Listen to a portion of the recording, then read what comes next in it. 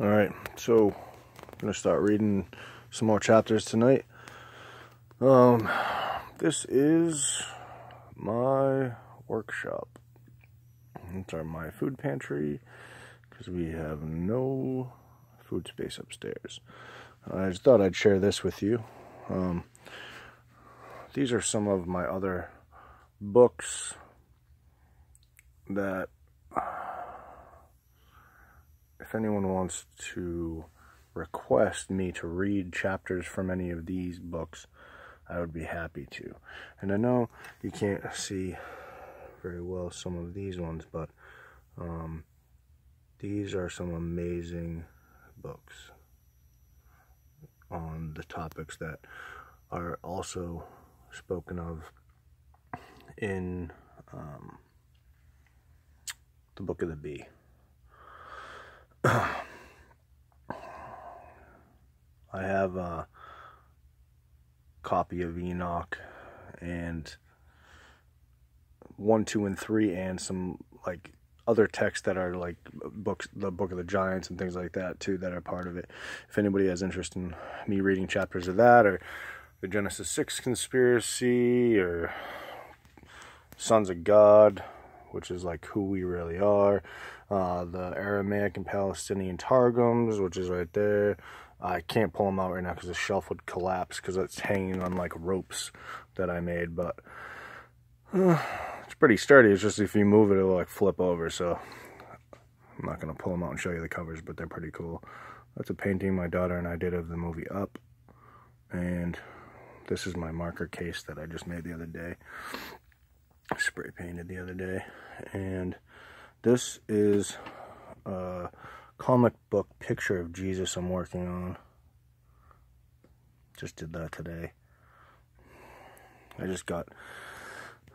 resurfaced this architectural desk that I got, and it's came up pretty good, but it was only like $30. But these clips, there's no clip for like putting your artwork on, so I found these clips at the dump like a year before I got this thing, and just happened to keep them, and it worked out really well. I also got this lamp, which sells for like 70 bucks on eBay at the dump. I live in a really rich town, and everybody just throws everything out for some reason. But yeah, I'm opening up to the spot in the Book of the Bee because I got it ready for us to read right now. This right here is the overthrow of Hades, which is when Jesus is in the tomb. He goes down to Hades and defeats the devil and Hades. It's the best, one of my favorite portions of all of the Bible, when he actually beats the devil. It's awesome. If you want me to read that for you, I can too. It's actually part of it. Part of the overthrow of Hades is in my very first video, and it's the one with the most views. It has like 1,900 views or something like that. So if you want to check that out, I can add on to whatever you're missing from that that video. I can do like another reading of it later if anyone has interest. And then this is the Action Bible comic book. It's pretty cool. I just use it as like a reference to, like, you know, show like positioning or whatever, or like scenery when I'm writing my actual comic book, because I'm not good at like doing comic book work. I'm just good at like doing like faces and stuff like that, because I did this freehand in like 5 seconds. That's all I'm good at, is drawing faces. Look at the body. I can't draw any body, so I need lots of help, stuff like that. So anyway, just thought I'd share my little workshop, my man cave, with everyone. And there's more books up here. Mostly just like maps. But that book right there, Angel Wars by Stephen Quayle, that's a pretty awesome book. The Genesis illustrated version, that's pretty awesome too. That's like really good. The artwork is awesome. But yeah, my little workshop. Just got that chair with that architectural table. The guy only charged me 30 bucks for that too. And this is my hanging rope chair I just got. I just threw that little mattress on it because it's more comfortable. So I guess I'm going to read today from this for you. And I think what I'm going to do today, just so it's not too hard for like the camera moving and stuff is I'm just gonna like focus in on it, and then like put the phone down so I'm not holding it for you the whole time, because that can get a little monotonous. Is that the right word? Alright, so last time we read this chapter, and this time we're going to read chapter 56 of Death and the Departure of the Soul from the Body. I think that's where we are. So, for everyone that wants to pause this, I think that's a pretty good, yeah, that's a good snapshot right there. And then I'm just going to put the phone down, and then I'm going to read. So, of death and the departure of the soul from the body. The foundation of all good and precious things, of all the greatness of God's gifts, of his true love, and of our arriving in his presence is death. Men die in 5 ways, naturally, as David said, unless his day come and he die, alluding to Saul.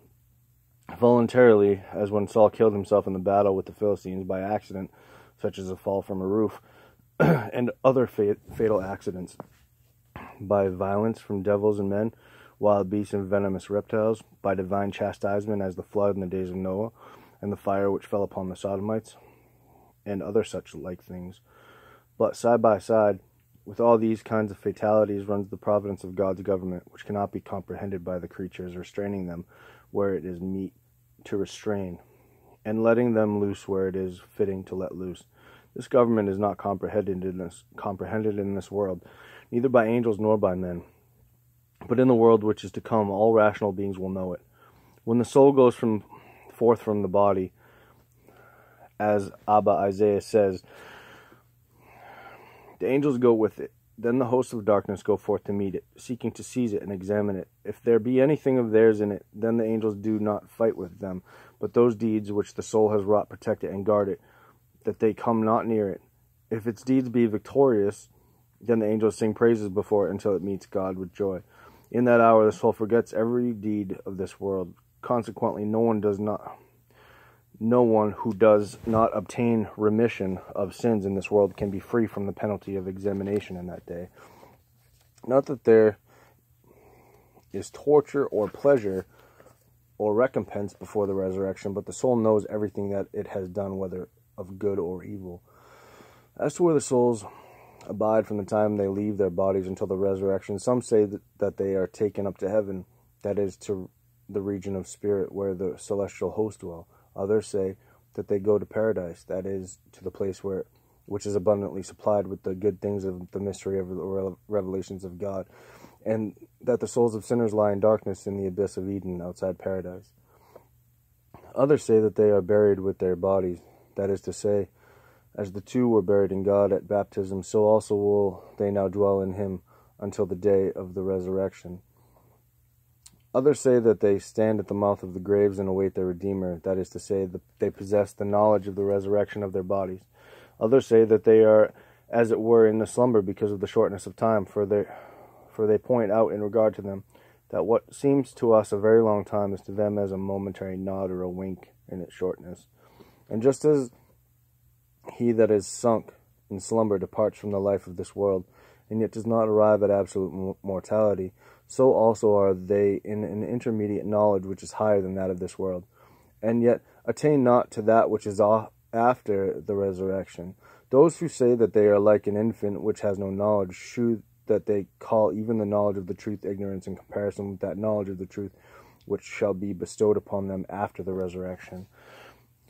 That the souls of the righteous pray, and that their prayers assist those who take refuge with them, may be learned from many, especially from Mar Theodore in his account of the blessed Thecla.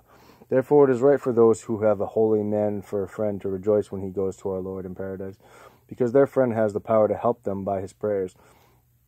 Like the blind disciple of one of the saints mentioned in the book of the Paradise, who, when his master was dying, wept bitterly and said, "To whose care dost thou leave the poor blind man?"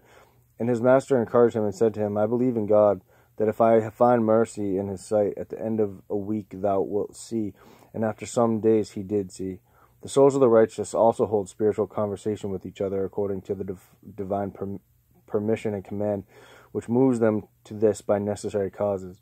Neither those who have departed in this life in the flesh are hindered from this intercourse, nor those who are still clad in their fleshly garments, if they live their life in them holily. So, I'm just going to get a snapshot of these 2 pages for you. That's the end of this chapter.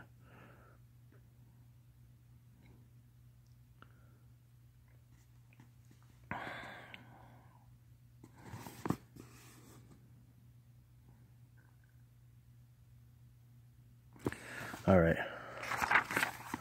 Let's move on now to chapter 55 of the coming of the Antichrist, the son of perdition. I'll just do all the pages at once for you so you can get a snapshot. And I don't think there's pictures on the other side, but just get it if you want to see the picture. Deeds of the Antichrist.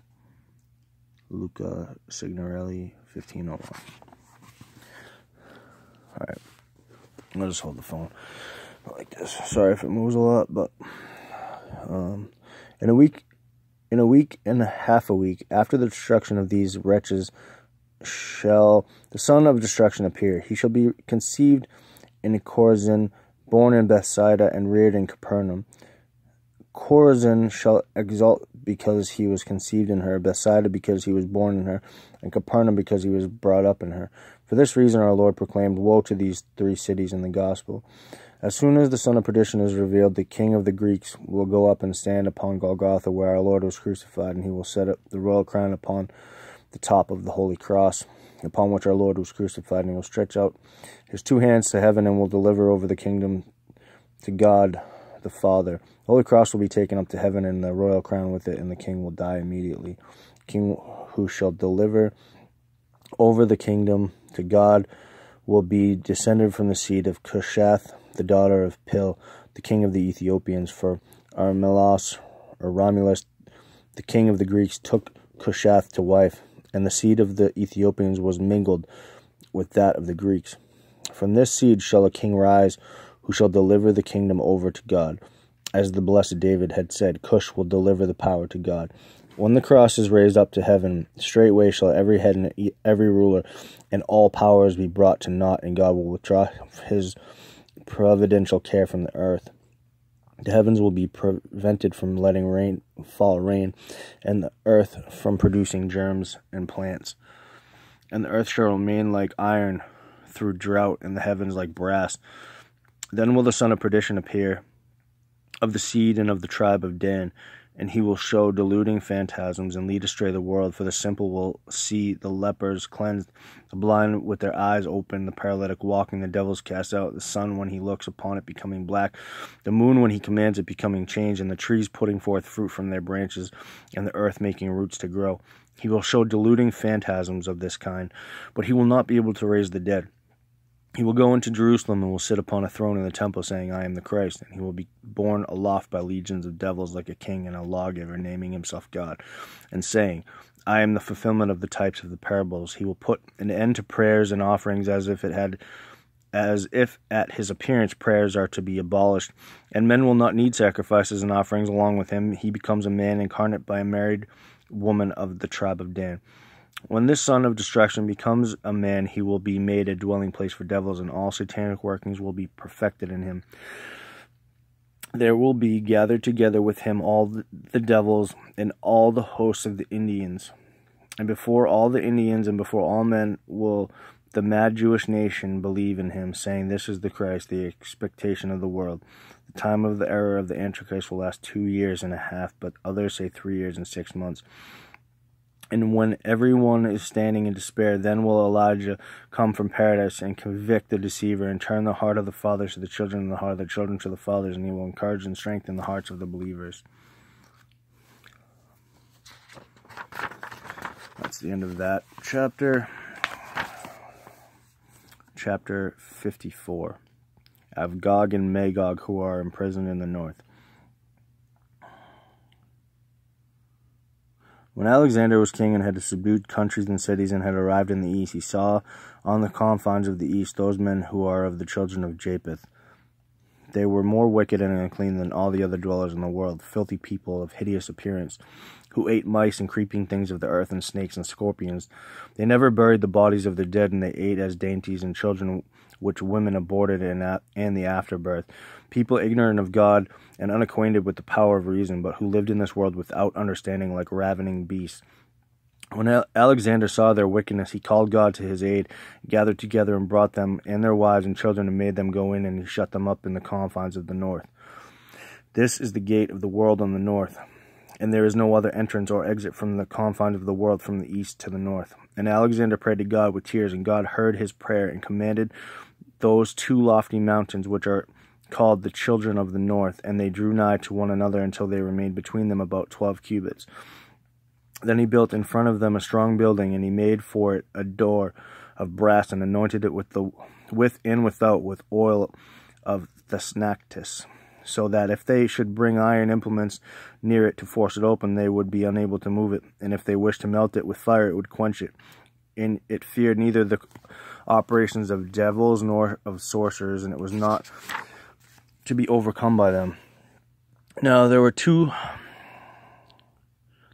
22 kingdoms imprisoned within the northern gate, and their names are these: Gog, Magog, Nawal, Ashkenaz, Denethor, Pakte, Welote, Humnye, Parzye, Dakle, Thobaliye, Darmete, Kokabye, Dogmen, Sinocephali, Emderatha, Garmido, Cannibals, Thurke, Alane, Pisalon, Denke, Saltre.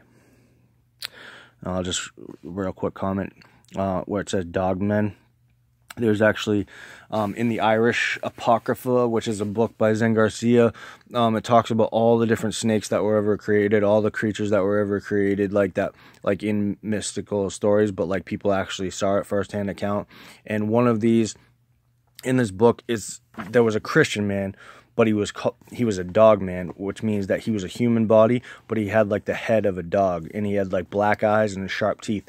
But he heard of Jesus Christ and he became a Christian, and he brought, I think it was like 10,000 people to Jesus in like a matter of a couple weeks, because they didn't want to do what the local government was telling them to do, which was to like worship idols and stuff like that.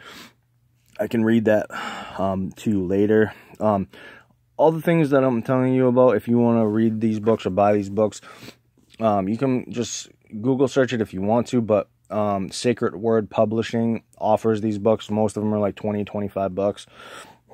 And I personally found the Irish Apocrypha to be one of the most fascinating books I have ever read, period. And that's all I'll say about it. So what we just read is also fascinating. What we're talking about is flat Earth, the mountains in the north, which is the magnetic North Mountain, and that's the mountain, in that area at least, is the mountain that the devil took Jesus to, the very high mountain that he could see all the countries of the world from. And that is also where the tides go in and out through a hole, which is probably pretty close or similar to the hole they're talking about to enter the earth through. The moon doesn't control the tides like the way that we think. It's actually this hole. There's a hole up there that breathes in and out water. It's like a massive, like state, like the size of a state or something like that, like massive. And it just sucks in water and spits it out all day long, and that's where the tides come in and out of. You can read that. Actually, I'll find the text for you. I don't remember the name of it, but I'll find it for you, and I'll put it in the comments. So, at the end of the world and at the final consummation, when men are eating and drinking and marrying wives, and women are giving to husbands, when they are planning vineyards and building buildings, and there is neither wicked man nor adversary, on account of the assured tranquility and certain peace. Suddenly the gates of the north shall be open, and the hosts of the nations that are imprisoned there shall go forth. The whole earth shall tremble before them, and men shall flee and take refuge in the mountains, and in caves, and in burial places, and in the clefts of the earth. And they shall die of hunger, and there will be none to bury them, by reason of the multitude of afflictions which they will make men suffer. They will eat the flesh of men and drink the blood of animals. They will devour the creeping things of the earth, and hunt for serpents and scorpions and reptiles that shoot out venom, and eat them. They will eat dead dogs and cats, and the abortions of women with the afterbirth. They will give mothers the bodies of their children to cook, and they will eat them before them without shame. They will destroy the earth, and there will be none able to stand before them. After 1 week of that sore affliction, they will all be destroyed in the plain of Joppa. For thither will all those people be gathered together with their wives and their sons and their daughters, and by the command of God, one of the hosts of the angels will descend and will destroy them in one moment. So, there will be, you hear what this says. Go read Drudge Report or anything on the news right now. We're about to have Jared, whatever his name is trying to push for peace in the Middle East, and Trump is trying to push for peace in North Korea. If these things are established, which we know that they will be, this is what it's saying is going to happen. And I know it's very hard to believe, but for some reason when I watch things that are true, they just stay with me. And this kid said that he had a vision that God showed him that these giants were released, but Jesus showed him all these people were running. Jesus told the kid to walk. He just showed him to walk and just showed him where to go. He didn't run. The giants didn't even pay attention to him, and he just walked away. And he was safe for the whole time that this was happening, and nothing bad happened to him. And I believe in that. My daughter Faith has dreamed that we are going to be protected somehow in these end times that are coming up. And, Jesus is a good God. I mean, he will protect all of us according to his will. People do die all the time that are good Christian people, but we don't know the will of God. So I just hope that that's encouraging, that, even though reading what these evil giants are going to do, God's going to send an angel to destroy them after a week, after they punish the wicked for their sins. So I only have 1 minute left on my phone for download time, so I think I'm gonna stop there, and I'm gonna pick it up after I download this to the YouTube channel. For everyone, I hope you all enjoyed that, and I'll do another video real quick shortly after this. So God bless you all. I pray Jesus just be with you in your daily lives, and that you speak to him daily and talk to him all the time, and that you just literally inject Jesus into your daily everything, because he is everything, and he deserves your love and your praise. And I know maybe a lot of you know that, but if you're listening to this and you don't know that, I pray that you find Jesus before it's too late. God bless.